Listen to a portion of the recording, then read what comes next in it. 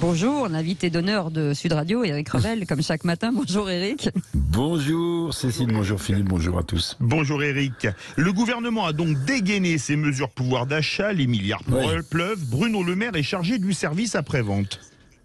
Oui, alors il est chargé du service après-vente, le ministre des Finances, mais juste un mot, là, je ne sais pas si vous avez vu comme nouveau signe de l'effondrement du pouvoir d'achat des Français, c'est le début des soldes d'été qui est absolument catastrophique, hein, moins 25% sur la première semaine. Alors vous allez me dire, il y a beaucoup de commerces en ligne, il y a beaucoup de sites de vente en ligne qui concurrencent tout ça, c'est vrai, mais ce que notent les experts, c'est qu'il y a un arbitrage de plus en plus évident maintenant entre les dépenses, par exemple, pour acheter des vêtements et les produits de première nécessité. Ben voilà, c'est un signe de plus de l'effondrement du pouvoir d'achat des Français. C'est assez frappant et c'est inquiétant. Donc Bruno Le Maire, oui, en promoteur, en défenseur du projet de loi pouvoir d'achat.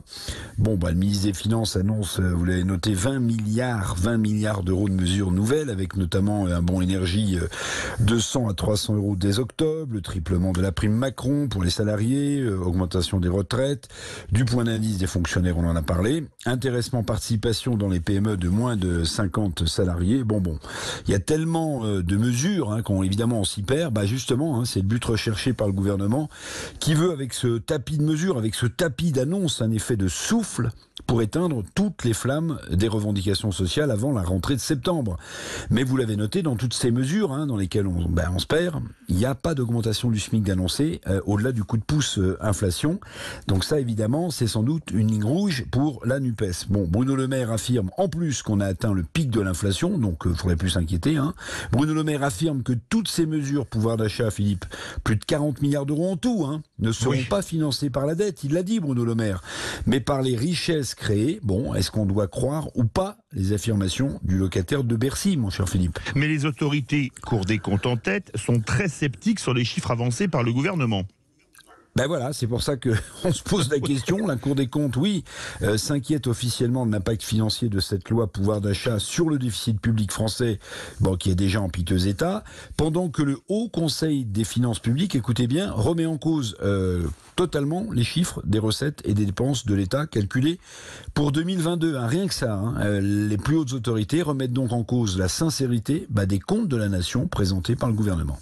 L'Assemblée nationale va s'emparer du projet de loi le 18 juillet. Quelle sera l'attitude du président de la Commission des finances? Vision budgétaire ou politique? C'est une excellente question, Philippe. Éric Coquerel, qui s'est lancé, évidemment, vous l'avez vu, dans une nouvelle enquête concernant les fameux cabinets conseils.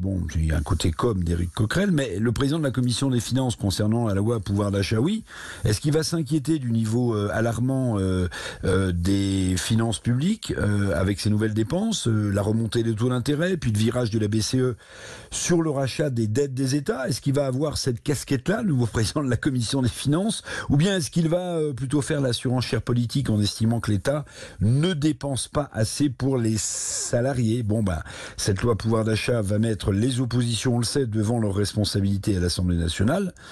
Mais ça va obliger aussi qui? Ça va obliger aussi le nouveau président de la Commission des finances à être clair. Est-ce qu'il va avoir une vision budgétaire ou est-ce qu'il va avoir une vision plus salarié pouvoir d'achat? Mon petit doigt dit qu'il a déjà la réponse, mais on verra, c'est intéressant. Ça va clarifier les choses. Merci beaucoup Éric Revel. Vous voulez réagir? Le 0826 300 300